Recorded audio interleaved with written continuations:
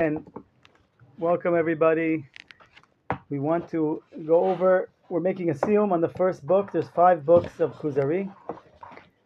The first book is a Jew talking to a non-Jew.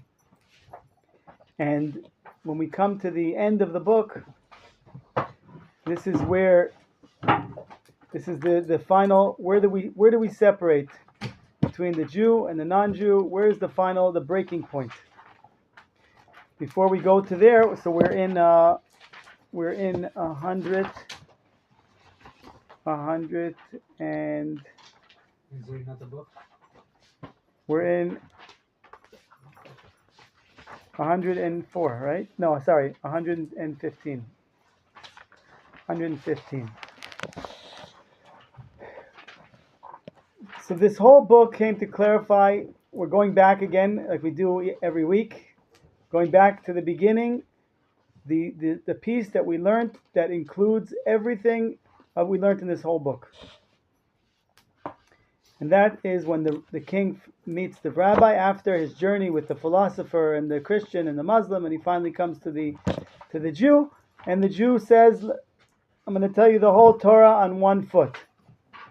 What's the whole Torah on one foot?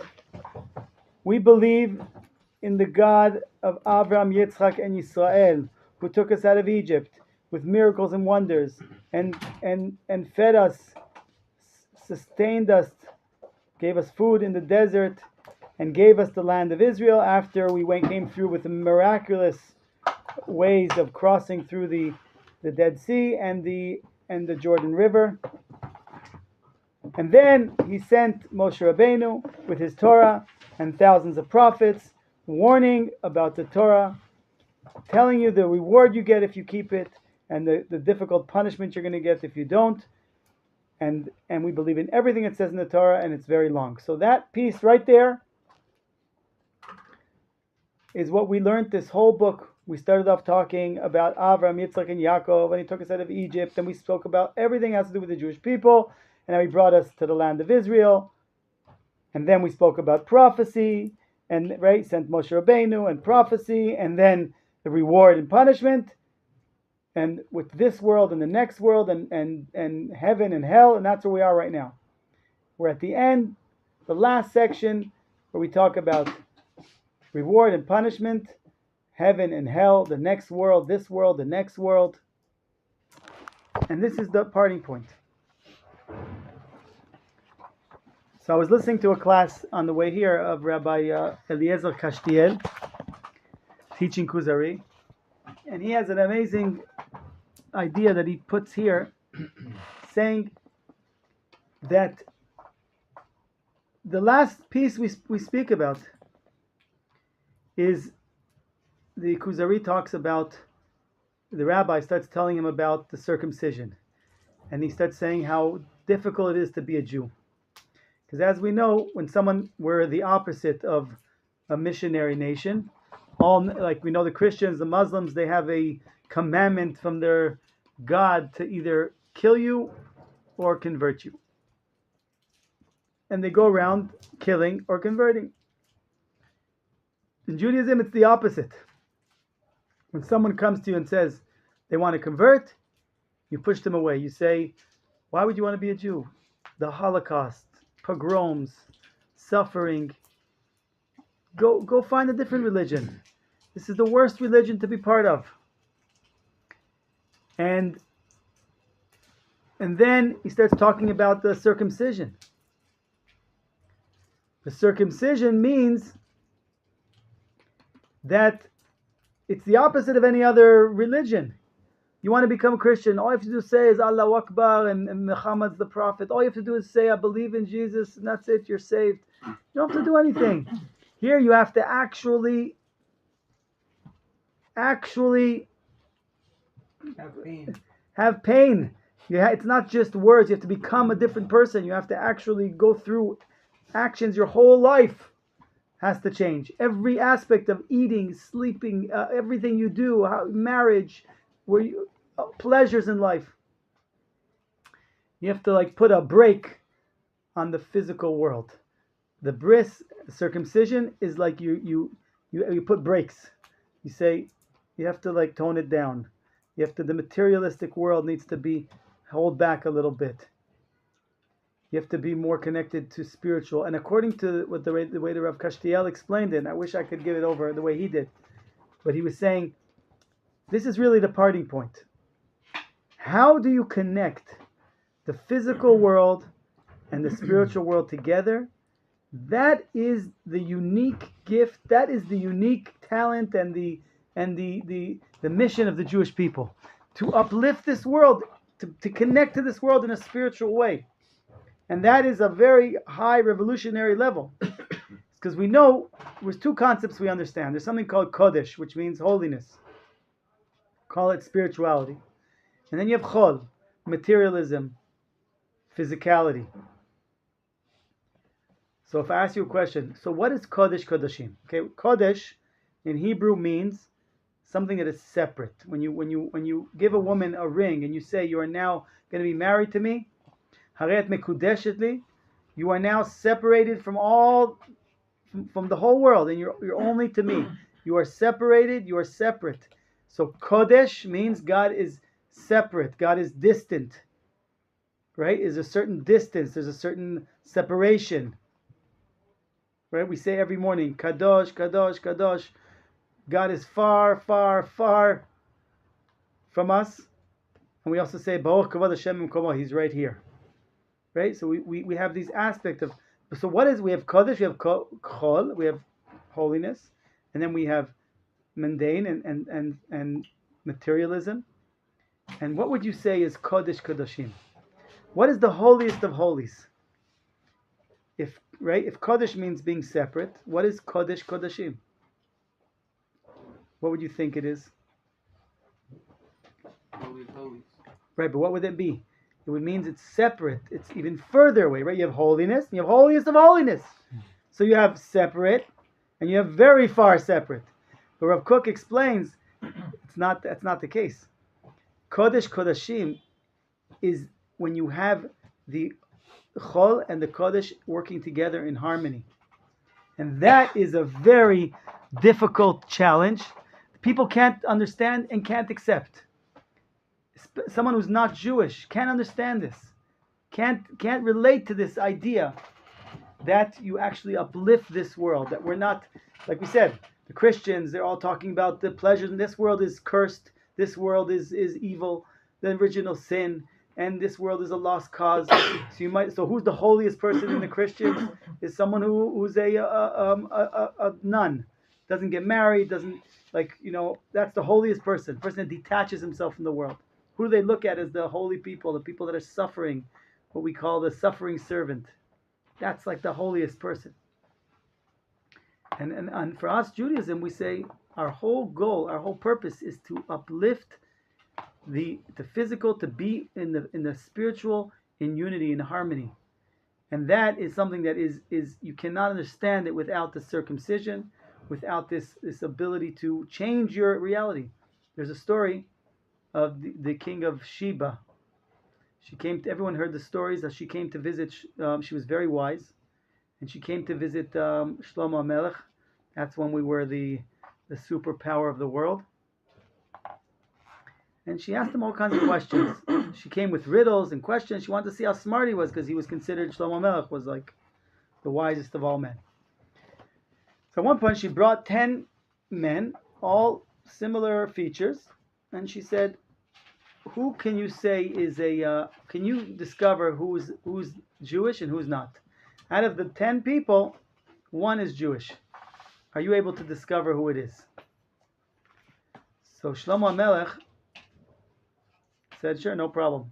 He took out the tzitz, which was the Kohen Gadol's, plate or something that had to do with the Kohen Gadol, and he showed it to them.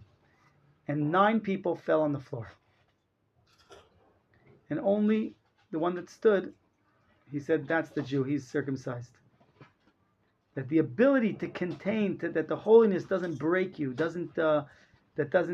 don't fall apart, that you don't, that you're able to still stand. Atem nitzavim hayom kulchem lifnei Hashem Elokechem.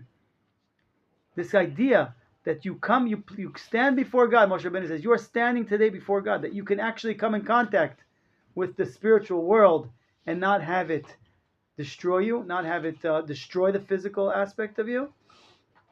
That's what it means to be a Jew. So we are, the last week we ended with, we spoke about last week about the circumcision, and this week we're at the last piece. But remember the question that the king asked. The king asked the question, I'm shopping around for religion. The Christians and the Muslims, they have way more, benefits in the next world compared to what you offer. Right? The Muslims, you have 70 virgins, and you have food and drinking, and this is what the Muslims say. And the Christians, they have endless amounts of promises, what you're going to get, the pleasure you're going to have in the next world. And the more you suffer here, the more pleasure you'll have there. Even though we don't see that the priests, and they were suffering too much, they were usually overweight anyway, but they preached it. The same way the Christians said, turn the other cheek, and we didn't see them turning the other cheek. We saw them chopping off cheeks for people. So the first answer was, when he asked this question, what do you offer me? The first answer was, what are you talking about? We are interested in uplifting this world. And everything they tell you is all lies. Nobody ever came back and said, I saw what was there and I came back and it was amazing. It's all just lies. They made up things. So we talk about this world. The Torah says, if you go in my ways, if you go in my ways, you will have physical success in this world. You'll win your enemies, and you will have rain, and you will have your financial needs. That's it. Why doesn't the Torah talk about the next world? Because our whole mission in life is to uplift this world. Now, after the first answer was they're all lying about it and that's not what's important to us, comes the second answer. והיהודים ההם אשר ערבו לך, and all those promises that you heard that were so pleasant to you and you were so happy to hear about. כבר קדמו חכמינו לספר גן עדן וגיהנום. Let me tell you something. You are so impressed by what they offer you in the next world by the other religions. Let me tell you something. What you call, what the idea of the Garden of Eden, the idea of heaven and hell.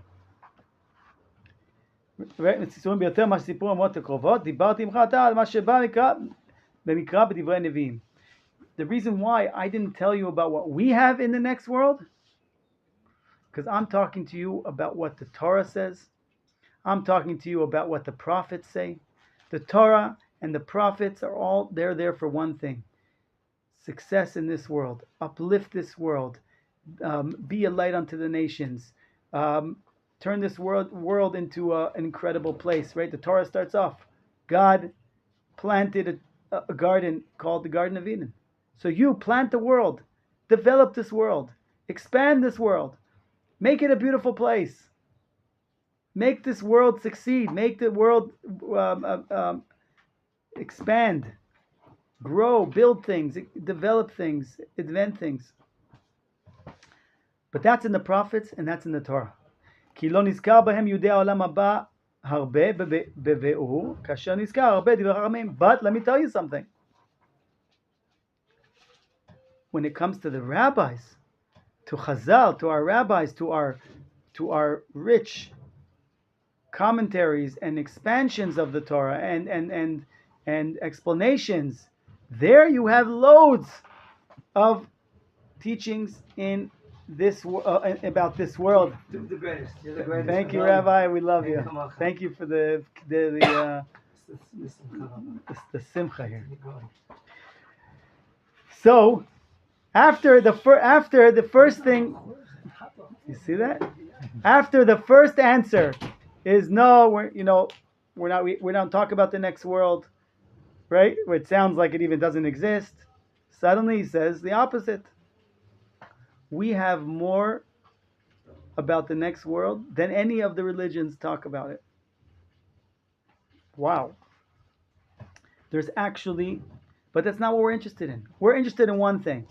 Kiddush Hashem ba'olam. Sanctify God's name in this world. And that's what we want to focus on. Right? And he's like, our rabbis, yes, the Christians, the Muslims, they talk about, thank you, Rabbi. They talk about the next world. But we have loads of stories of the next world. Any good thing that you find in Christianity, in Islam, whatever you can find there, it all comes from us, or more than that, it's stolen from us. The rabbis spoke about the Garden of Eden in length. The rabbis spoke about hell. There's a whole Masechet called Masechet Gehenom. There's actually a Masechet that's called the Masechet of Hell. And there's a Midrash called Midrash Gan Eden. The whole Midrash talks about Garden of Eden. So you can find endless amounts. Why didn't I mention it till now? Because I'm only talking to you what is clearly written in the Torah, black and white. That's what I'm talking with you. We didn't get yet to talk about Chazal and the Midrashim. We're not there yet.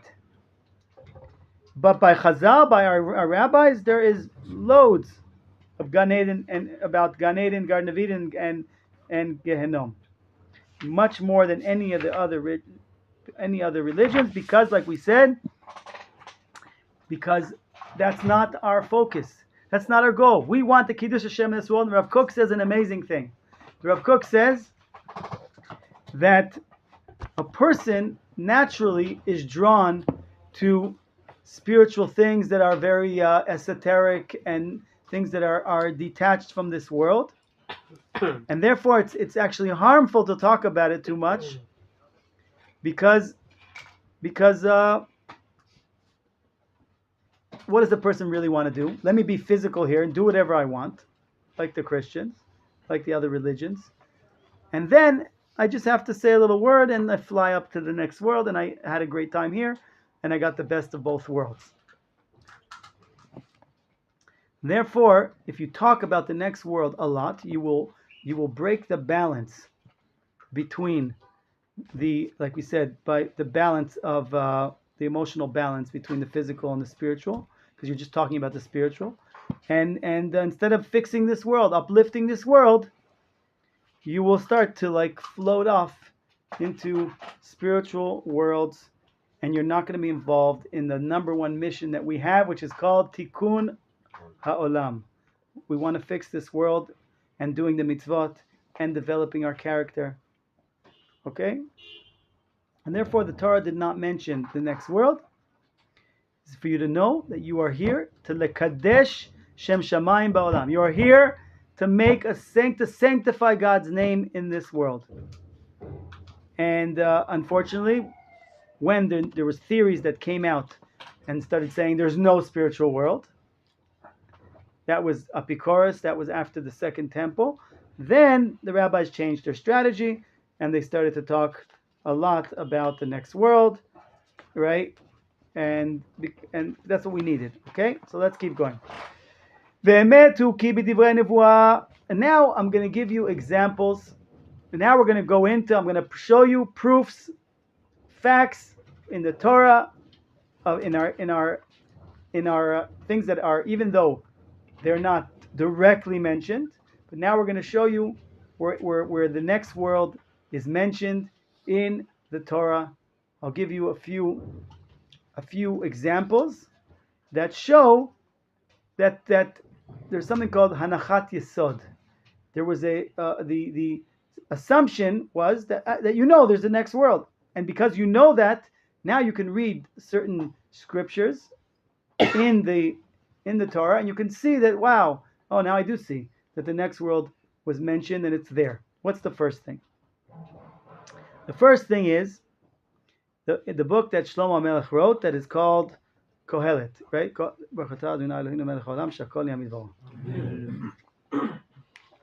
Shlomo Melech wrote 3 books. One, when he was young, they say he wrote Shir HaShirim, which is the passion between a man and a woman. That was like, he took that passion and wrote the book Shir HaShirim.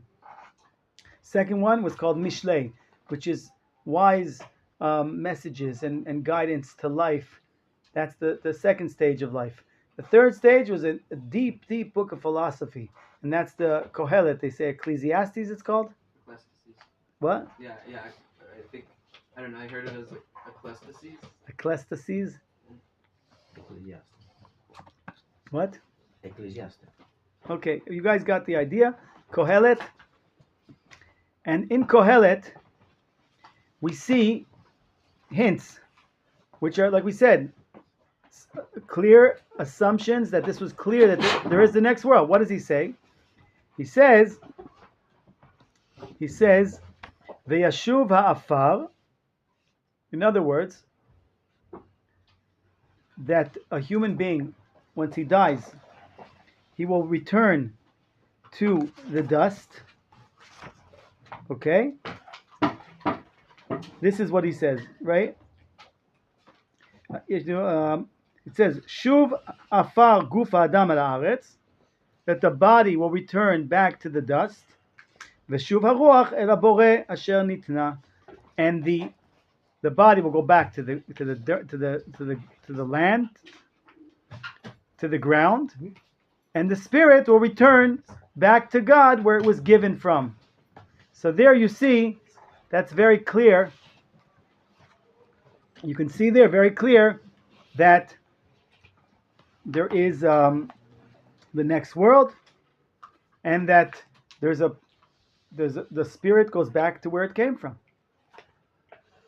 And that's what the king said before. When you think about it, we're not animals where we die and it's gone. Where does all the spirit, where does all the effort, where's all the spiritual work we did? Everything continues with us. Everything goes with us. It doesn't just end and it's done. It can't be that's the reality. And the last prophet says, Hine anochi sholachem et Eliyah hanavi. I will send you Elijah the prophet. How could the prophet say that? How could it say, I'm going to send you Elijah? He died. So the rabbis teach us that, that Elijah the prophet never died. He went up completely whole with his body. Here we have an example of somebody that is in 2 worlds. He was not, when we mentioned it before, when we said, right, when the rabbis taught us that olam hazeh domeh leprozdor b'fnei olam haba, hatken atzmecha b'prozdor kedei shetikanech et traklin. When the Mishnah tells us that this world is like a hallway, a corridor that walks you into the hall, fix yourself in this hallway, because when you go into the hall, you have to be ready. So this parable, this example of this world and the next world, according to the rabbis, is under one roof. It's a hallway that takes you into a hall, but it's in one house. There's no there isn't like a detachment between this world and the next world. And who is that person? So even when we want to give you examples of people of the next world, we're going to give you examples from people that actually were in both worlds. And Elijah the prophet is still here. And he comes to all the circumcisions, and he comes to and there's rabbis that have revelations of Eliyahu. There's rabbis that have revelations where they learn with him in the Gemara and throughout generations. Now, there's something called Gilui Eliyahu, a revelation of Elijah the prophet, and Eliyahu Navi was one of those people that God, it says, And God took Elijah the prophet completely whole with his body. The same way he took Chanoch. There was another righteous person named Chanoch. The Torah doesn't say he died. The Torah says, "V'Chanoch eineno ki lekacho Elohim," and he's gone. He's not here because God took him. So there were certain people, God took them as they are, as is, and they went with their body, and they're still in this. So even when we talk about, we mentioned this before. We mentioned the Lubavitcher Rebbe. I remember the story. I tell this story often. That the one of the Baal Tanya was in prison, and a soldier comes with a gun and points it at his head, and says, and the rabbi, with a smile on his face, closes his eyes, starts to say Shema Yisrael. And the soldier says, "Aren't you afraid I'm going to kill you?" And he says, "Let me explain to you something. You have many gods and one world. I have many worlds and one God. Your toys don't bother me." He says, "What do you mean? You believe in life after death?" And he says, "No, I believe in life after life. It's like we said, it's under one roof. There's no detachment." And by the way, I don't know if you would learn Mesilat Yesharim. Mesilat Yesharim starts off with the first chapter. We can't do any spiritual growth. We can't move anywhere unless you understand that there's a soul, that there's an upper world, an inner world. There's something that is eternal that's within us. That's something that is more realistic. You can't understand it with your physical senses. You can learn about it. You can, but it's more real and more eternal than anything else you can grasp in this world. So this idea of this relationship of this world and the next world, it's another code word for when you say Olam Haba, you say the next world. You're talking about the soul of this world. You're talking about the relationship, the heart of in harmony between this world and the next world. We don't believe in it's not something that is detached. It's something that we live, we experience.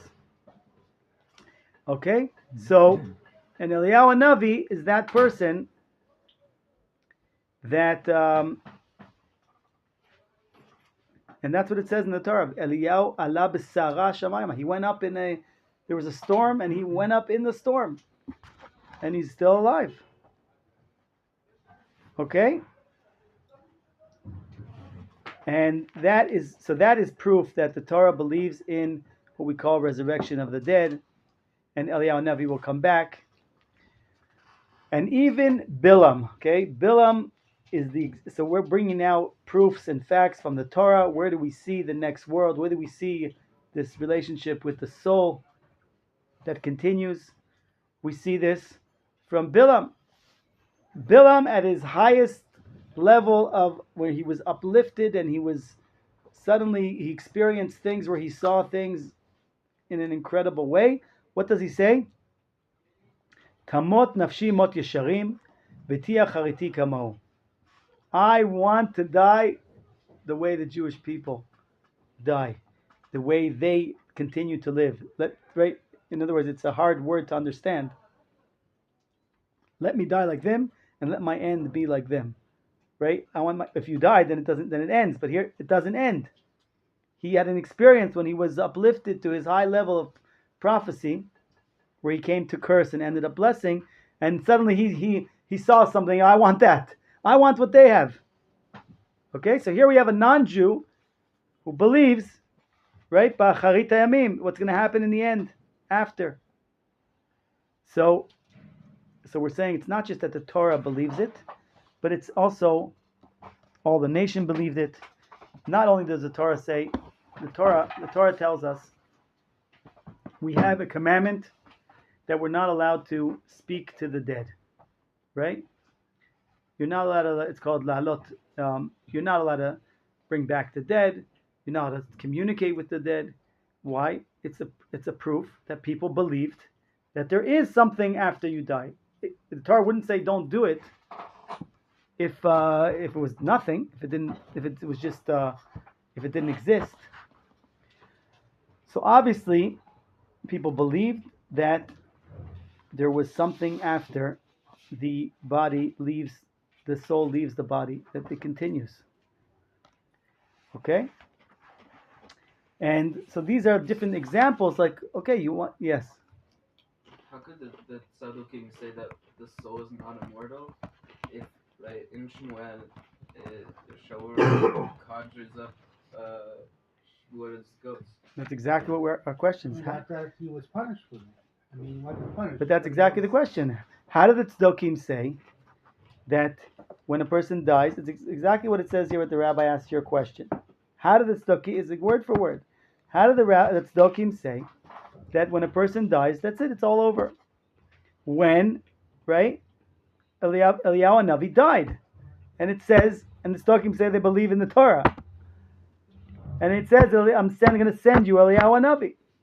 But he already died. The last prophet. Hine anochi sholech lachem et Eliyahu Navi. Yeshiv levavot habanim velev banim al avotam. So, that's a question. And now we're going even deeper. Okay? The Gan Eden atzmo. What about the Garden of Eden? Asher hirbu bnei adam lezocho lo lakhu oto ki imin haTorah.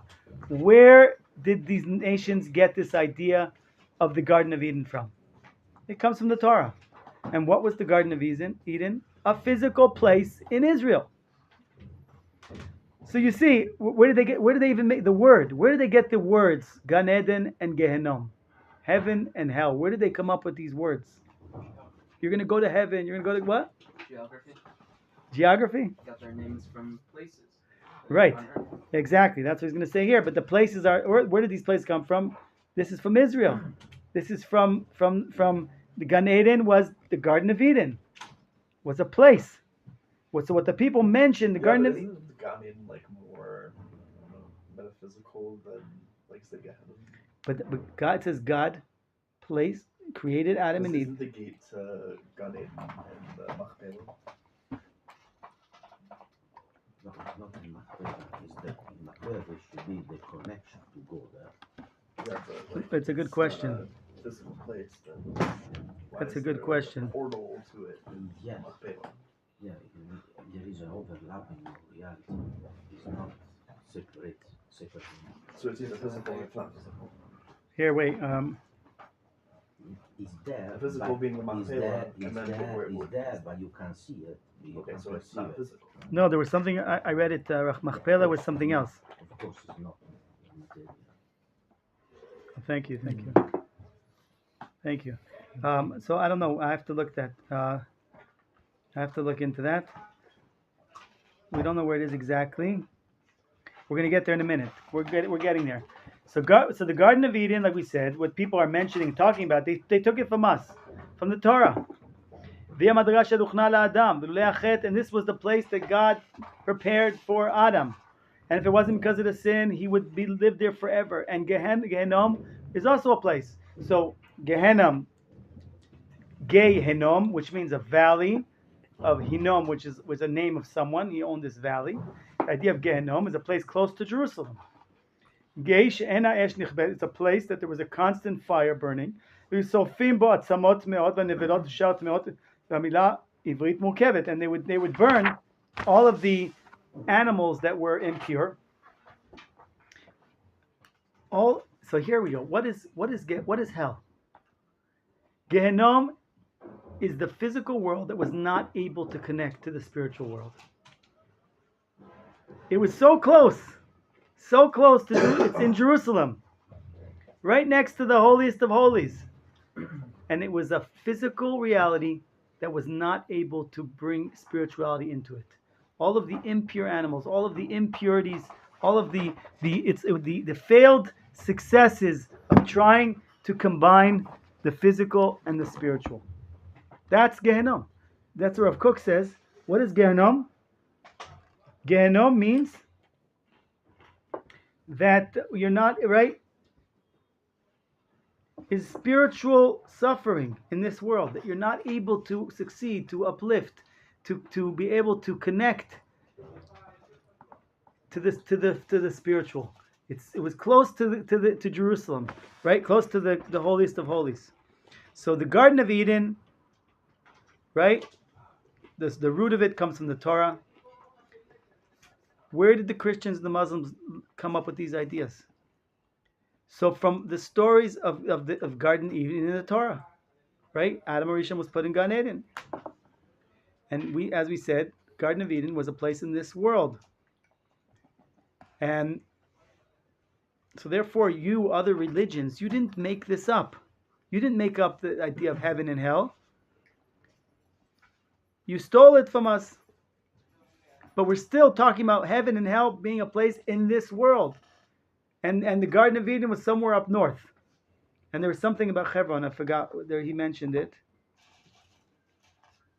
There are certain places that yes, they have this ability to connect. I forgot what Hebron is about. Here, it says it here. Here. Hebron is the place of the connection after they were kicked out of the Garden of Eden. So it's a place of the connection. Doesn't mean it's the Garden of Eden, but it's the place where they were able to reconnect again. I don't know what that means, but that's what he says here. The Rav Zuckerman brings it. The Garden, okay? So, and therefore, and here, this is what he says here. So therefore, so now the king says, Kuzari, ken en chidush acharei toratchem ela chilkiyut midivrei. So therefore, now the king, hearing all these things, the king says, Im ken, therefore I learn, en chadash acharei, there's nothing new, nothing new. After besides your Torah, ela pirtei pratim misipurei gan eden v'genom u'madragatam, but expansions of what you already brought down in your Torah, right? Ukafel otam ve'arbot, and they just expanded on them and made up things based on those things. So basically, even though the Christians didn't revolutionize anything, didn't invent anything when it comes to this world and the next world, and the reward and punishment and heaven and hell, they just took the idea from you. This is what the king is saying. Now I understand. They stole it from you. And they just expanded on it. In other words, and they brought some kind of really, how do you say, unsuccessful new ideas that they made up that were just nonsense. Amar Chaver, and the rabbi says, Gam zeh no chadash. That's also not new. כי חכמים ירבו בזה מאוד, עד שלא תשמעו ממנו מהומה שלא תמצאו חכמים אשר תבקשנו. He's like, no, you think that they invented things? No, everything they have, they stole from us. Right? Everything. If you check, and you will find, and by the way, there's also a academic, they took the Quran, and they showed exactly where everything was stolen from each midrash from which they have a Quran, and you can see exactly where it was stolen from and how it was warped and changed from each midrash, or from which Gemara, or from which story in the Torah, and everything. And any intellectual Muslim will look at this and he gets embarrassed because they can't make it up. Here, look, black and white. He took this idea and he warped it, and he mixed up the stories, and it's all stolen from us. And basically, this is the end of the first book, which is the introduction to this whole book that we learned. Was basically the introduction to this was like the introduction to the book of Kuzari that now we're going to start learning. Part 2. Part 2 talks about the fact that we are Jewish. The king parts ways. At the end of this conversation, the king parts ways. Thank you very much. Goodbye. I'm going on my way. And he leaves. The rabbi doesn't try to convince him, doesn't try to run after him. He didn't try to, explain to him, come, be Jewish. And the king leaves, and he goes away. and he has another dream, and then he starts a whole journey, and he ends up converting. And then we start asking questions. The first thing we're going to clarify is who is the creator of the world. Mahu Shem Shemaim. What is all these ideas of who is God? Until now, we explained from above to below. God found us, revealed to us certain things he wanted to reveal to us, chose us for a certain mission, created us for this mission. Everything came from above to below. Now we're going to start going from below to above. In other words, now we're going to start understanding who is the creator of the world. In order to understand these things, you have to first know who are the Jewish people. There is no ability to bypass the Jewish people on your journey to find godliness or God. If you want to, that's why it's very interesting. There's no such a thing in any holiday. You missed it? No problem, do it next month. Right? You missed Sukkot, you don't do it next month. You missed Purim, you don't do it the next month. You missed Hanukkah, you missed Shavuot. You don't say, okay, let's go do Shavuot in a month from now. No problem. Why is it that only one holiday in the Torah, that if you missed it, you can do Pesach Sheni? You missed it this month? No problem, do it next month. Why?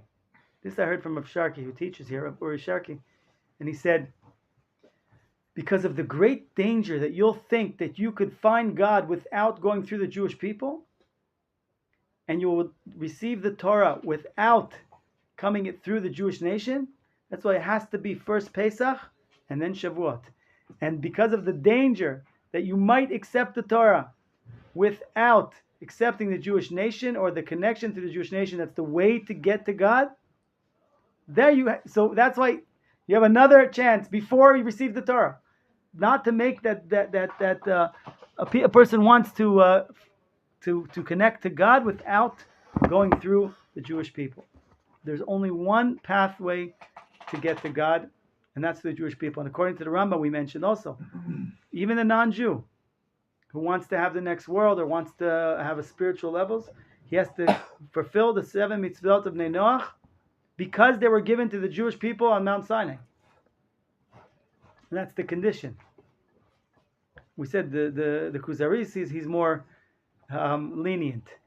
He says anybody who's a good person and according to your efforts you will have the next world. But the Rambam, it's only because it comes through the Jewish people. That's for a non-Jew. So if you want to come to these, like we said, these clarifications, first you have to understand who is the Jewish people. That is the right to have the right outlook for these very, very difficult and concepts that are very difficult to understand. You're talking about God. How do you understand who God is and what God is and what God is expecting from us? So basically, the Torah comes from the highest places. And it comes down to the lowest place. Right? We have, after we received the Torah, Yitro, there was thunder and lightning and revelation. Mishpatim, the next parsha, slaves, thieves, all these details. We are not staying up in these high spiritual worlds, and it actually goes down to the circumcision. It comes down to the most physical aspects of your life, right? I heard this. The rabbi was saying this beautiful idea that the word milah, right? The word milah, which is the circumcision, is mi yale lanu hashamayma. Mi yale lanu hashamayma. Okay, which is the letters Yud. Here you have God's name.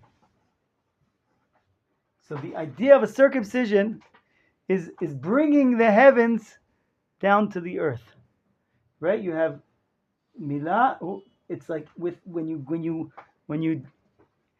there's a certain aspect of detaching, like how do you say, detaching from this world, because the body, you're changing your body. On the other hand, you're bringing godliness down to the world, and that's our purpose of our creation. The Torah, the revelation of God, is there to go down to the lowest places of our existence, to every aspect of our life, every aspect of our actions, to the smallest action. Everything is guided by God. And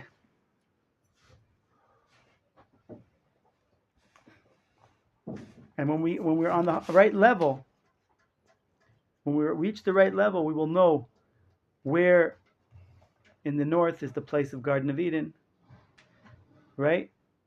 And we'll know how to be there. The same way we know today, we know where Har Habayit is. We know that's the place that is fit for serving God. Or Hebron, we know that's the place where you reconnect after you're kicked out of the Garden of Eden. And that we learn from our great secrets, from the Kabbalah, from the Arizal, and from Rabbi Shimon Bar Yochai, right? And the prophets. So basically we said, the first book that we learned, this book that we're now ending, the whole book was about Hofa'at Ha'elokit Mima'al, like we said, God revealing himself from above to below. And the second book is from below to above. The first book teaches about the existence of God, of the Creator, that comes to us, and we have to continue that revelation to be alive and to be revealed. And in order for that to happen, we have to have the vessel that can continue the revelation of the Creator. And that is what the second book is going to talk about. And that is the basic story. So I think we end here, or do we start the next book? Any questions? This was an exciting process with you guys. I'm so grateful for I didn't bring the second book. I'm so grateful for the opportunity. Really, I really appreciate you guys learning with me. This was really incredible, and I can't wait for the next volume. We should be zoche. We should be merited to make it through the whole book, the 5 books. We should come to Purim really. The word Amalek, right, which is our big enemy that we know that Haman comes from Amalek. Amalek is the same numerical value of Safek. Doubts. Right? Asher kocha baderech. That just happened. The word kocha baderech. Kocha. Right? What's that word? Kocha is kara. It just happened. Everything happened. Cold. Everything is just coincidence. Asher kocha baderech. It says in the Torah, Hayesh Hashem bekirbenu im ayin. We said we're not sure. Is there God in us or not? And then it says Vayvo Amalek. Amalek comes. As soon as you see this doubting, this place of doubts, that's when the Amalek shows up. And it helps you clarify that there's no doubts. There's no doubts. And the way we do that, how do we fight Amalek? Is by knowing who we are. The Kuzari is about being convinced by like we said, emunah, having faith in God is not in your intellect, it's not in your emotions, it's something that is deep, that you understand, that you know without any question of the doubt. It's like when you meet the woman you're going to marry. You know there's a click. What is that click? The click is not, it's not your seichel, it's not your intellect, and it's not your emotion. It's something deep that knows this is. It's like the Gemara says that a Talmid Chacham, a wise person, you can return him if there's a, let's say, a watch or something, it doesn't have, he lost something, and it doesn't have a sign, but you can return it to him because Tviat Ayin, he says, I know that's mine. There's a place where you know, even if you can't explain it, you can't put it in words, and that's what the Kuzari does for us. He helps us to clarify what we believe, what we know already, but we can't put in words. And he helps us put it in words. He helps us clarify it and expand our talent and our gift, like somebody who has a musical talent, but he doesn't play an instrument. But here we are, if we all have a talent to believe, right? We are believers, sons of believers, and we just need to bring it out. We need to here we are practicing, we're learning the music. The Torah is called Shirah, the Torah is called the music, that we are learning how to be talented and to really uncover the faith that is deep in us. So the Kuzari in his gift, he, like you said, he's not convincing us. He's going into our soul and igniting this faith and this belief. And I really hope that we can continue and get stronger and stronger and defeat Amalek, to have no doubts, to really be clear about who we are and our mission and our purpose. And thank you again. It's really a big gift to be learning with you. Zaku Baruch.